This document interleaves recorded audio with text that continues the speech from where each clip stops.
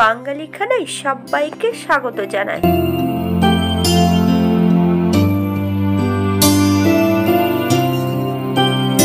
শীতের নিত্য নতুন সবজি দিয়ে নতুন একটা রেসিপি নিয়ে আমি হাজির হয়েছি। মশলা বাটাবাটির কোনো ঝামেলা নেই। ছোট ছোট টিপস সহ খুব সহজে আপনিও শিখে নিতে পারবেন। আজকে আমি রান্না করব গাজর আলু বিনস। কিভাবে রান্না করব চলুন সেটা একবার দেখে নেওয়া যাক। একটা গাজর, বেশ কিছুটা বিনস আর একটা আলু বেশ ছোট টুকরো করে কেটে নিয়েছি। কাটার পর ধুয়ে রেখেছি। সবজিটা আপনারা আপনাদের পছন্দ মতন কেটে নেবেন। একটা কড়াইতে 2 চামচের মতন সাদা তেল অ্যাড করেছি। এখানে বেশ কিছুটা কুচিয়ে নিয়েছি পেঁয়াজ, রসুন, আদা, কাঁচা লঙ্কা বেশ মিহি করে কুচিয়ে নিতে হবে।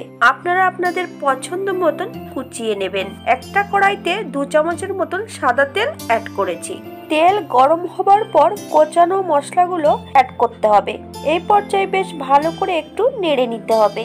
2 থেকে 3 মিনিটের মতন বেশ ভালো করে নেড়ে নেব। আমি রান্নাটি করছি মিডিয়াম আছে। এই পর্যায়ে অ্যাড করব সম্পূর্ণ সবজিগুলো। বেশ 1 থেকে 2 মিনিটের মতন ভালো করে নেড়ে নিতে হবে।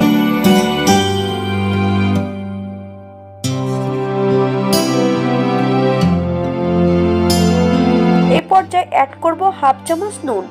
আপনারা স্বাদ অনুসারে নুনটা অ্যাড করবেন। 2 থেকে 3 মিনিটের মতন বেশ ভালো করে নেড়ে নেব।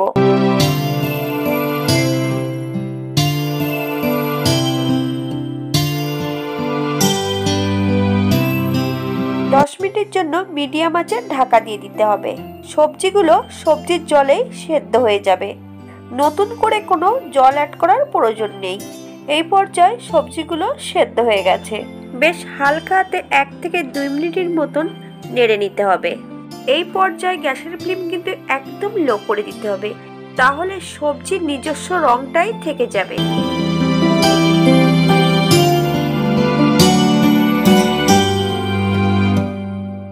এই পর্যায়ে অ্যাড করব হাফ চামচ হলুদ গুঁড়ো। যতক্ষণ হলুদ গুঁড়োর কাঁচা গন্ধ বেরোবে ততক্ষণ বেশ ভালো করে সবজিটা নেড়ে নিতে হবে।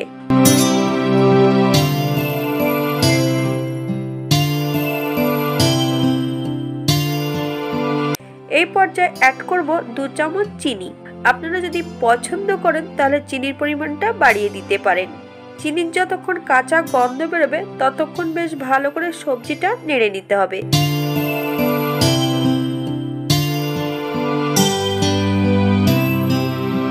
আবার আমি 5 মিনিটের জন্য ঢাকা দিয়ে দেব, যাতে চিনিটা সবজির সঙ্গে ভালো করে মিশে যায়। 5 মিনিট পর বেশ ভালো করে হালকা হাতে আরেকটু নেড়ে নিতে হবে। এই পর্যায়ে আমি গ্যাসের ফ্লেমটা অফ করে দেব।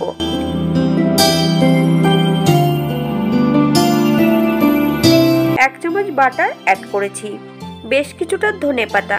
আপনারা যদি পছন্দ করেন তাহলে পরিমাণে বাড়িয়ে দিতে পারেন, তবে আপনারা যদি গরম মশলা গুঁড়োটা পছন্দ করেন তাহলে অ্যাড করতে পারেন। এই পর্যায়ে 5 মিনিটের জন্য স্ট্যান্ডিং টাইম দেব, তারপর সার্ভ করব।